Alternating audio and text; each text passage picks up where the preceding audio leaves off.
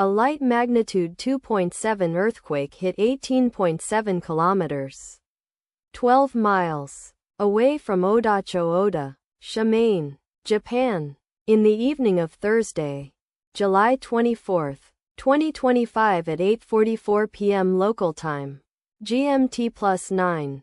The quake had a very shallow depth of 10.9 kilometers, 7 miles, and was not felt, or at least not reported so. First to report. Need after 7 minutes. Data source from Volcano Discovery. Did you feel it? Let us pray. May the earthquake that occurred not affect our brothers and sisters there. May the earthquake not happen again. And may God protect everyone. Amen.